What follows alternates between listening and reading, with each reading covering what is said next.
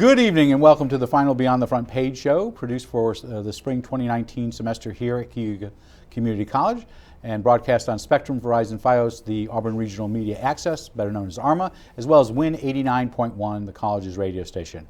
I'm your host, Guy Cosentino. While Major League Baseball is in full swing, roughly about their 30th day so far, about 60 days from now, we will see the stands at Falcon Park start to fill up, if not be packed. This year there's a major change at the park that hosts the New York Penn League's Auburn Doubledays. There will be the addition of turf as a playing surface, which will allow for games that might not have been allowed to be played because of weather, and the ground being too soggy, will not be now.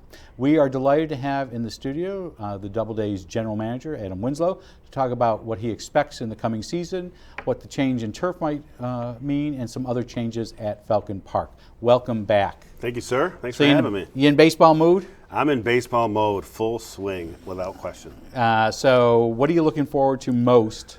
When does your season start? June 16th, Father's Day. Father's Day. Opening day, Father's Day, Sunday night. Okay. 4 o'clock. That's odd. You don't usually do a Sunday night. We don't usually. We start on the road in Batavia Friday. We play Friday, Saturday, then we come back on Sunday. So. Okay. Yeah. So, and that's the limit of my knowledge now, so we can move on to other things. Now we've done it. Want to do current events now. So season starts on June 16th. Our ticket sale, can you somebody buy season tickets now? Yep, you can buy season tickets now. We go on sale to the general public May 1st for individual game tickets. Okay. So we do have some seats on hold for season ticket holders or potential ones that would like to look at whether it's box seat or general admission seats. So you can get them at any time. And you're still affiliated with the Nationals? Still affiliated with the Nationals through 2020. Yep, we extended our agreement in 2018 for 2 more years. Okay. So we're with them through 2020, and then we'll see what happens from there. I don't want to jump too far ahead into the turf issue, but do you think turf helps you with them? Yeah, actually, when we because went they were through part this whole, I think we've had you on as they were part of the they were part of the process before we did our due diligence across the board with Major League Baseball, Minor League Baseball office, the Washington Nationals. This was a complete large group effort and a decision in making sure we were doing the right thing on so many different facets of what we were trying to do and provide. So they were very much involved in what we were going to get, when we were going to get it, how we were going to get it, and stamp of approval with no question by all 3 groups. So how many seats do you have at the stadium? 2,800. And you're going to get a new manager for the team itself. Correct. Got to meet him in, was it January? January, the hot stove, yeah. Who is it? Ralph Rocket Wheeler. Rocket Wheeler. Rocket Wheeler. So what's his background?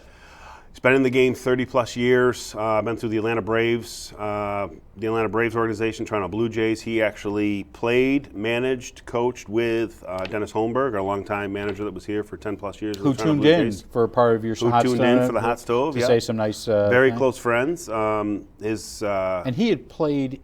Did he play in Utica at one point? Yes. And so he has a woman. I'm saying it wrong.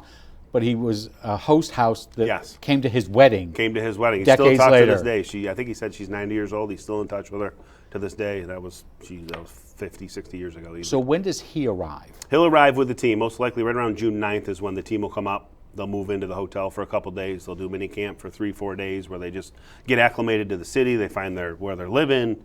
They start to have quite a bit of games, inter-squad scrimmages up until opening the day on the Friday when they go to Batavia.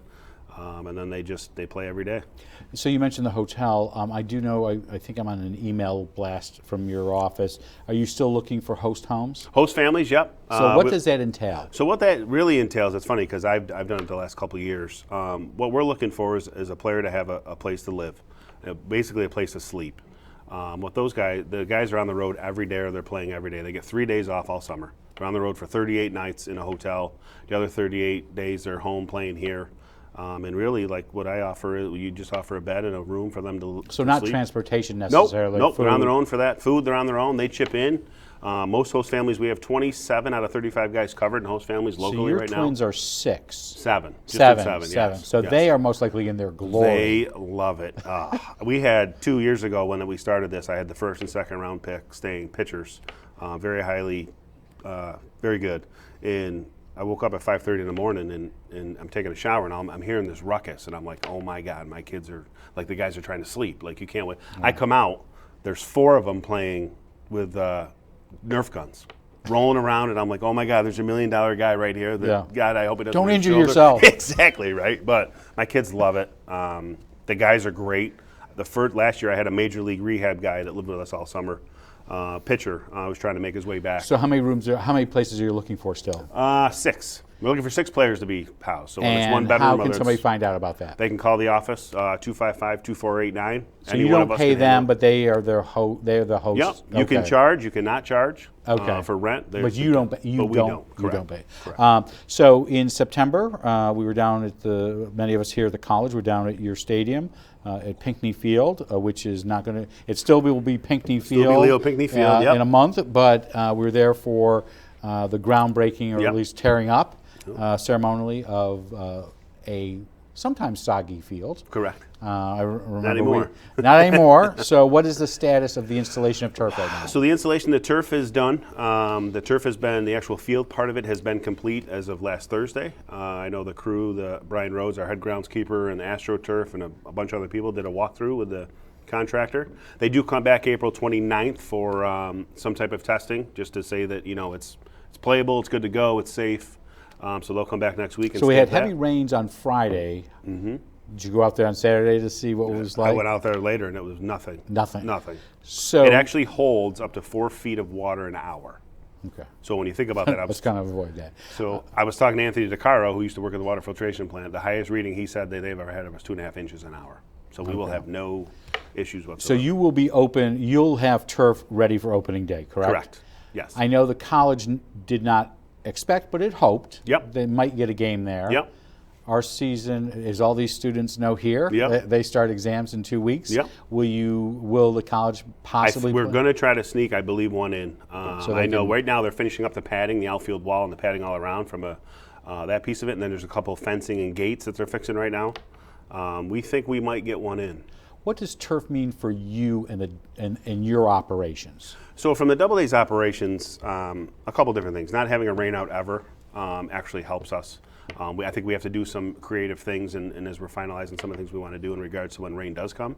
But what rain does is actually it'll actually lower our expense because we're able to gauge and base our expenses, payroll, hiring based on Purchasing. the weather. Purchasing as well, and cash flow and all those types of things. So that helps tremendously. It also, what it does is we don't rain out a game where our expenses are a little. We have to do a rain delay or reschedule, and then we reschedule on a day that may be not as attractive as what that game was. So from a gate perspective, that helps us out tremendously as well. The other thing is the amount of tarp pulling that we do. 4 to 5 times, 6 times a day that people don't see takes away from other responsibilities that we do have. So Then more now we don't efficient have that. More operation. efficient, correct. So does that mean less staff people? Not necessarily. They just have other things that they have to do or provide. Some things get put on hold because of those situations, weather. And you have some new staff. You had some staff leave at the end of the year. Yep. But I thought was really nice. Mr. Collier and Mr. Truman were at the hot stove, even though Yeah. they were. I mean, they Yep. showed up. They're Absolutely. big supporters. Have you hired new full-time staff, or what are you doing? So we've hired a local kid from Central Square. His name's David Lindberg. He's going to handle the sales and marketing side of things. He was with us for 8 months last year as an intern. He's actually Okay. just finishing up college, but he'll be here full-time in a couple weeks. He comes in now part-time. He handles that. Bob Scarborough is retired from the FAA government, actually, very analytical.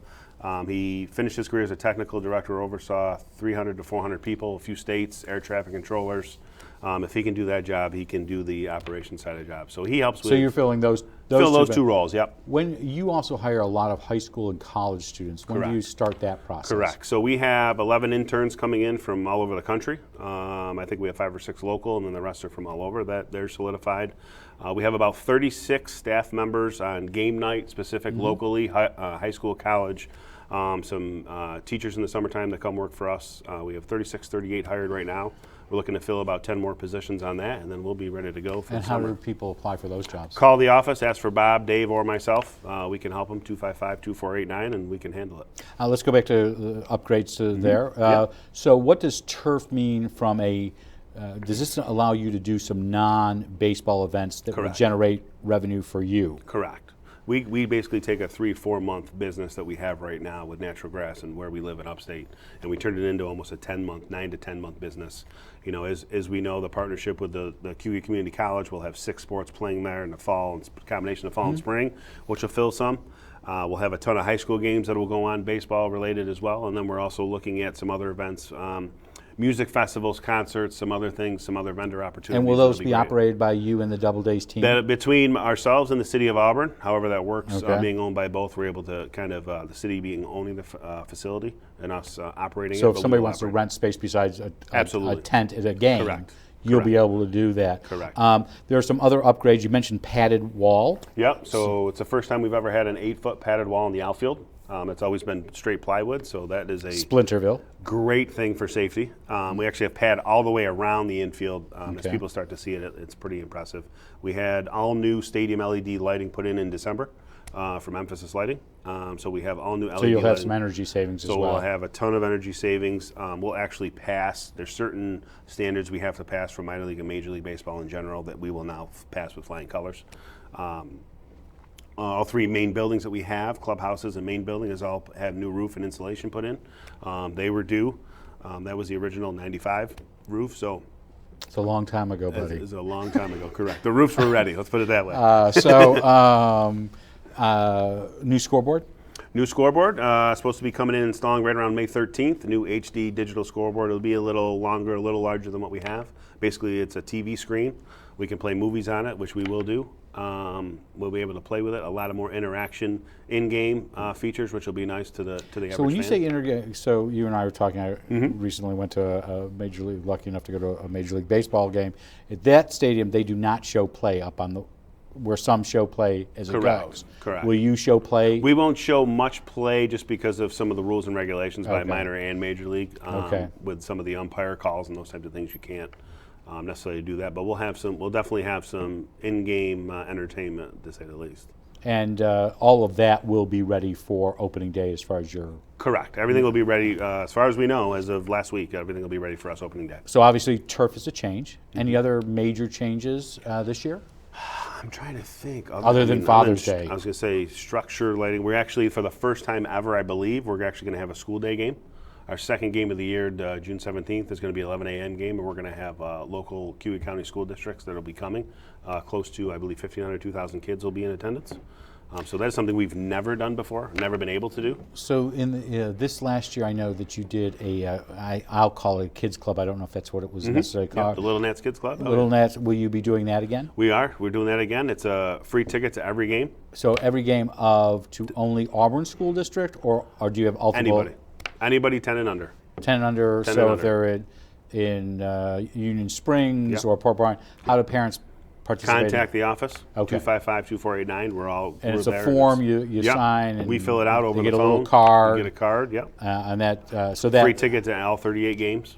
Okay. And then any changes in promotions? I know that's always a big thing for you. Yeah, so Sundays we're doing 4:00 games, and then we'll play a movie after on the scoreboard. So people will be able to come sit on the field, buy popcorn. We'll still have some beverages and concessions open. What kind of movies? We haven't decided yet on the movies. It'll be most likely kid related. Okay. Because Baseball, I know at sports, Hoops we'll have Park they do. Correct. So I didn't know if it We've partnered with the city in that Angels respect. in the outfield. Correct. Correct. I can list a whole number of kids sports. Oh, yeah. Absolutely. Okay, so you'll do that. Yep.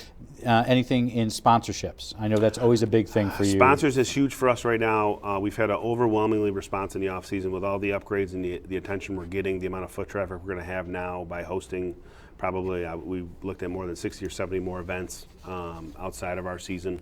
Our outfield wall is completely sold out and full. Sponsorship for the scoreboard side of it is almost full. So some businesses they've been there for 40 years. Some are coming out of the woodwork. Some things that we've been targeting for the last couple of years, and they've kind of teetered, and now they're starting to see some of the programming is not just also professional, but it's also community use of the facility, which has also helped. So you're getting a new field. You've got promotions down there. Your neighbor over in Syracuse, Jason Small, Yep. who had your position many, many years Yep. ago, has the Mets over there, as Tim Tebow, as we've heard Oh, at yeah. least 4 times today. Do you worry about competition from them in the sense that people will go from Auburn to go because they want to see either Tim Tebow or it's the Mets? Correct. No, not really. I think it actually helps us. So I think this is Yankee country. It is. It absolutely is. I think it helps us. I think just being on the map, talking baseball in this upstate market helps us tremendously. I think we bring 2 different very similar entertainment, but different just surroundings, facilities. They have a much larger building. We have a little bit more intimate building. Those guys are AAA, major league level. These guys are trying to make it. So we actually help each other out a lot, reciprocal-wise, staffing, training. How do we help each other more? So we think it's a very much big positive thing. So 3 quick questions and we'll finish out. Who's your announcer this year?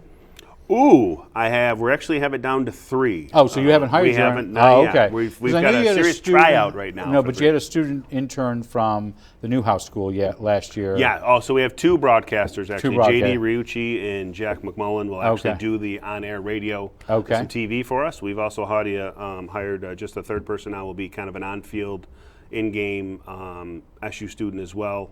Claudia Belafonto that has done it for the last 4 years at SU. She'll be doing our pre- and post-game shows. So we have a full staff in that regards. How much does it cost to go to a game? It's $8. How much are box seats? Box seats are $12. And are there different zones for box seats? Yeah, section 101, the blue seats that you go, your individual seats from 101 to 110 all the way across, right behind the dugouts, behind home plate. So how much are they for a season? $12. No, for a season, you get a 10-pack for $75. Full season's $200. And at some point, you were going to change over the operation in the sense of the ownership of the Doubledays with the city. There was going to be a private LLC. Correct. Yes. Did it ever get to that? That got done. That actually got done in 2016. It did get done. It did get done, and then we started operating it in 2018. And the city manager is still the city manager is the team president. We call him the ultimate authority. He's the guy you report to. He's the guy, absolutely. Our guest for the last 20 minutes has been Adam Winslow. We hope you have a great season with new turf and all that, and we look forward to hearing about a successful year down at Falcon Park. Great. Thank you, sir. Appreciate it. Our guest has been Adam Winslow. You can go on Father's Day for opening day, see the new turf that has been a partnership between the City of Auburn and Cayuga Community College. In fact, Dr. Durant from the college was talking about it first thing this morning at the Board of Trustees meeting. This is the last Beyond the Front Page show produced for the spring 2019 semester here at the college. We'll be back next week with 2 back-to-back Inside Governments. The first one will be with Auburn School Superintendent Jeff Parazola and Business Manager Lisa Green on the proposed Auburn school budget, and then one with City Manager Jeff Dygert, who we just mentioned, and City Comptroller Rachel Jacobs to talk about their proposed budget. Theirs does not need to go to the public. The school district does in May. We'll finish off our season next Thursday, hopefully as planned, with our annual Auburn Large School District Forum, as long as there are 3 or more candidates.